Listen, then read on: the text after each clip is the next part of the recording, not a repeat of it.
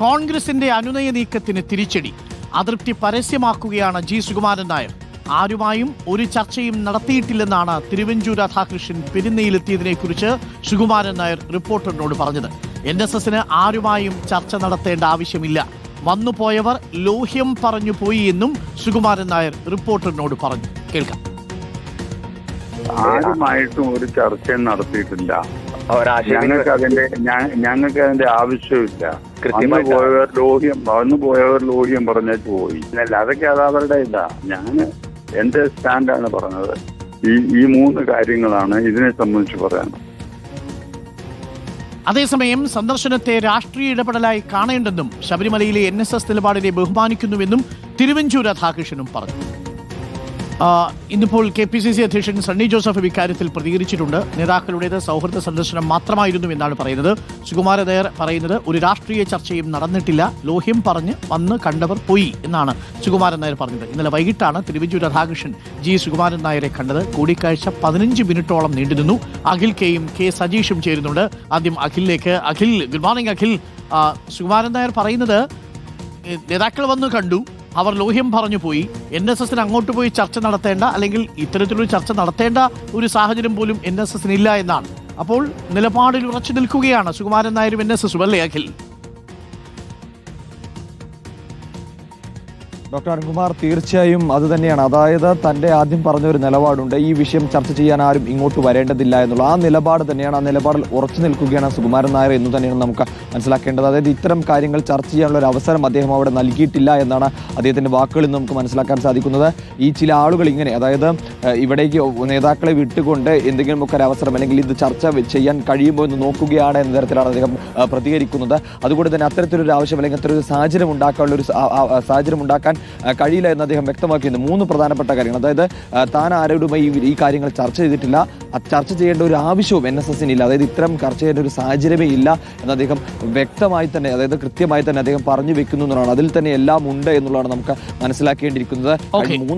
കഴിഞ്ഞ 3 ദിവസങ്ങളായി പ്രധാനപ്പെട്ട അല്ലെങ്കിൽ ജി സുകുമാരൻ നായരുമായി അടുത്ത ബന്ധമുള്ള നേതാക്കളാണ് ഇങ്ങനെ ഓരോരുത്തരായി പോയിക്കൊണ്ടിരിക്കുന്നത്. ആദ്യം കൊടുക്കുന്നിൽ പോകുന്നു, പിന്നിലെ PJ കുര്യൻ പോകുന്നു, ഇപ്പോൾ തിരുവഞ്ചൂർ രാധാകൃഷ്ണൻ വരെ പോകുന്ന സാഹചര്യം ഉണ്ടായിരുന്നു. പക്ഷേ ഇതൊന്നും തന്നെ ഈ ഒരു വിഷയങ്ങൾ ചർച്ച ചെയ്യാൻ ലോഹ്യം പറഞ്ഞു പോയി എന്നുള്ള കാര്യമാണ് അദ്ദേഹം വ്യക്തമാക്കുന്നത്. Arunkumar, thank you. അഖിലാണ്. സജീഷ് കൂടി നമുക്കൊപ്പം ചേരുന്നുണ്ട്. സജീഷ്, കോൺഗ്രസ് നേതാക്കൾ അത് രാഷ്ട്രീയ സന്ദർശനമല്ലെന്ന് പറയുമ്പോഴും ഇപ്പോൾ അനുനയ നീക്കം തിടുക്കപ്പെട്ട് വേണ്ടെന്ന് പറയുമ്പോഴും ഇതിലെ അപകടം മനസ്സിലാക്കി ഓരോരുത്തരായി പെരുന്നയിലേക്ക് വണ്ടി പിടിച്ചു പോവുകയാണ്.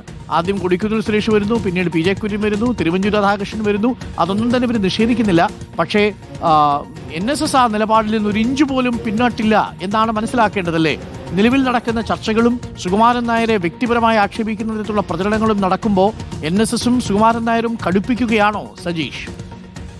ഡോക്ടർ അരുൺകുമാർ, തീർച്ചയായിട്ടും NSSന്റെ നിലപാടിൽ ഒരു ഇഞ്ച് പോലും പിന്നോട്ട് പോകാൻ തയ്യാറല്ല എന്നാണ് അല്പം മുമ്പ് സുകുമാരൻ നായർ നമുക്ക് നൽകിയ ഫോൺ സംഭാഷണത്തിൽ വ്യക്തമാകുന്നത്. അതായത് തങ്ങളുടെ നിലപാടിൽ ഒരു മാറ്റമില്ല, ഒരു ചർച്ചയുടെയും ആവശ്യം ഇപ്പോഴില്ല എന്ന് അദ്ദേഹം അസന്നിഗ്ധമായി പറഞ്ഞു കഴിഞ്ഞു. മാത്രമല്ല അദ്ദേഹം പറഞ്ഞ ഒരു വാക്ക് പ്രത്യേകം ശ്രദ്ധിക്കണം, വന്നവർ ലോഹ്യം പറഞ്ഞു പോയി എന്നാണ്. അതായത് അത്ര നിസ്സാരമായിട്ടാണ് അതിനെ ആ ചർച്ചകളെ അദ്ദേഹം കാണുന്നതെന്നാണ്. ഒരു തരത്തിലുള്ള വിട്ടുവീഴ്ചയ്ക്കും NSS തയ്യാറായില്ല.